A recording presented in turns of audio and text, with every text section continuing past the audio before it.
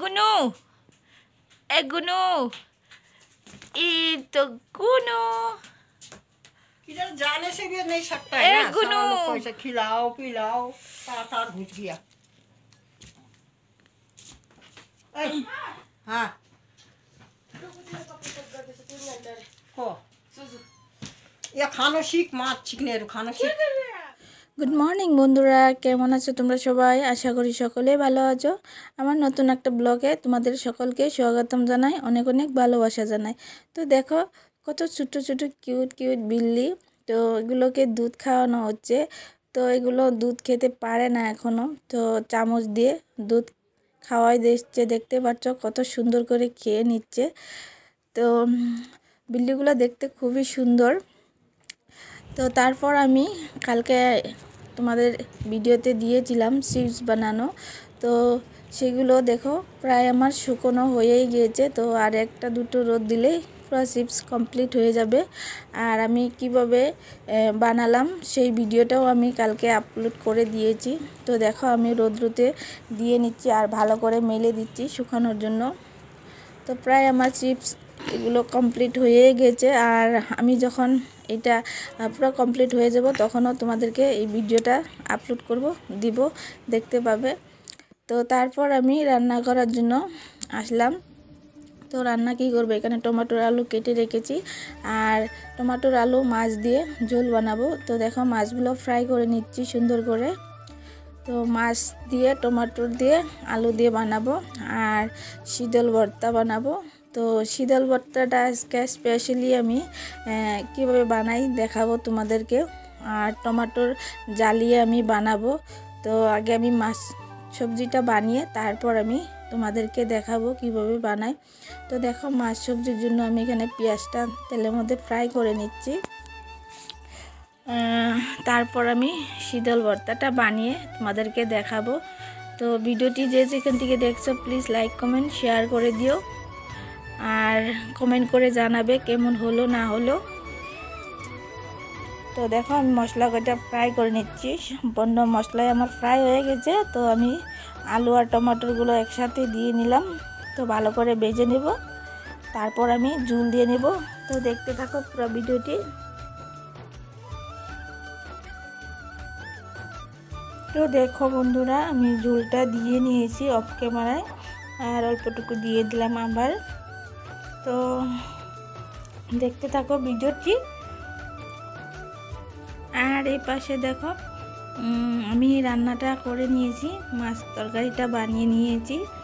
তো এই পাশে আমি টমেটোর জ্বালিয়ে নিচ্ছি, দেখতেই পাচ্ছ। শীতল দিয়ে ভর্তা বানাবো, তো কীভাবে বানাই সেটাই শেয়ার করব। তো দেখো আমি টমেটোটা জ্বালিয়ে নিচ্ছি এটার সাহায্যে এইভাবে। তো শীতলটাও জ্বালিয়ে নেব আমি। তো টমেটোটা আমার হয়ে গেছে জ্বালানো, তো এখন নামিয়ে নেব। আর অনেক দিন ধরেই ঝাল খাওয়ার ইচ্ছে করছে, তো ভাবছি কিছু একটা বানিয়ে খাই। তো তার জন্যই বানাচ্ছি, বিশেষ করে অনেক ঝাল খাওয়ার ইচ্ছে করছে, তো ঝাল করেই বানাবো। তো দেখো আমি টমেটোটা নামিয়ে নিচ্ছি আর এটা ভালো করে ছুলতে হবে, এগুলো অনেকটাই জ্বলে গিয়েছে এই যে এখানে। তারপর আমি তাওয়াটা বসিয়ে দিয়েছি, এখন রসুন কাঁচা লঙ্কা দুটো শুকনো লঙ্কা দিয়ে আমি ভেজে নেব সুন্দর করে। আর এই পাশে এই তো দেখতে পাচ্ছ দুটো শীতল শুটকি নিয়ে নিয়েছি, তো এই দুটো দিয়েই হয়ে যাবে। তো এগুলো ভালো করে ধুয়ে ভেজে নেব। আর এই পাশে দেখো আমার মরিচগুলো ভাজা হয়ে গেছে, তো এখন নামিয়ে নিব আমি। আর ভেজে নিয়েছি সুন্দর করে। আর এই পাশে আমি শীতলগুলো ধুয়ে তাওয়ার মধ্যে ভেজে নিচ্ছি, দেখতে পাচ্ছ। তো দেখো গাইস অলরেডি আমি সব কিছু ভেজে নিয়েছি আর তৈরি করে নিয়েছি, দেখতে পাচ্ছ। আর গাইস দেখতে পাচ্ছ অনেক টাইম মরিচ নিয়েছি আমি ভেজে। আর ভাবছি আজকে ঝাল খাওয়ার অনেকে ইচ্ছে করেছিল, তো আমি ভাবছি ঝাল করে চাটনি বানাই। তো তার জন্য এত মরিচ আমি ভেজে নিয়েছি, দেখতে পাচ্ছ। আর এটা বানাবো কিসের মধ্যে সেটাও আমি তোমাদেরকে দেখাবো। এটা গ্লেন্ডারও করা যায়, কিন্তু আমি সেটা করব না, গ্লেন্ডার করব না, আমি অন্য কিছুর মধ্যে বানাবো। তো দেখো গাইস, এইটার মধ্যে আমি বানাবো। তো গ্লাসের সাহায্যে আমি এটা বানিয়ে নিব, কুটনি দিয়ে কুটে নিব।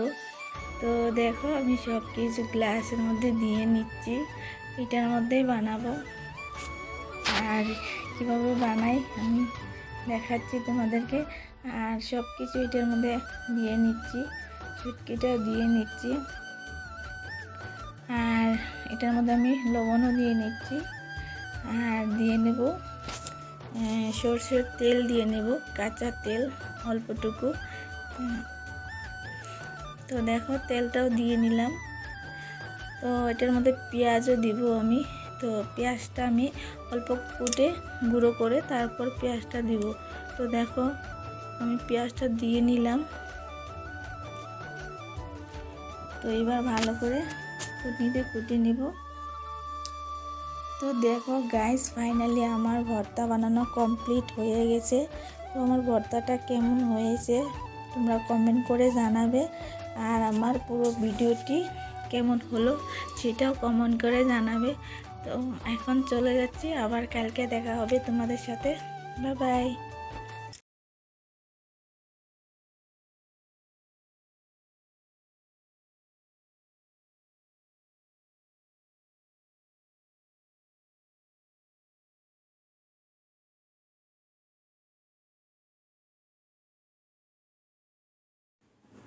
তো বন্ধুরা, আমি এই গ্লাসের সাহায্যে আর এই লোহাটা দেখতে পাচ্ছ, এটার সাহায্যে ভর্তাটা বানিয়ে নেব।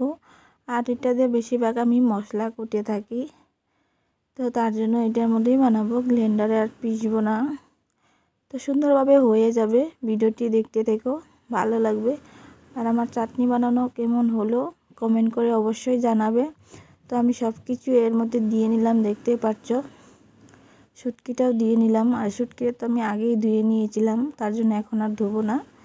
আর এটার মধ্যে লবণ দিয়ে নিলাম, কাঁচা লঙ্কা শুকনো লঙ্কা যেগুলো ভেজে রেখেছিলাম সেগুলো দিয়ে দিলাম, আর একটু তেল দিয়ে নিলাম, কাঁচা তেল। তো সর্ষের তেল দিয়ে নিলাম। তো এখন আমি কুটে নেব।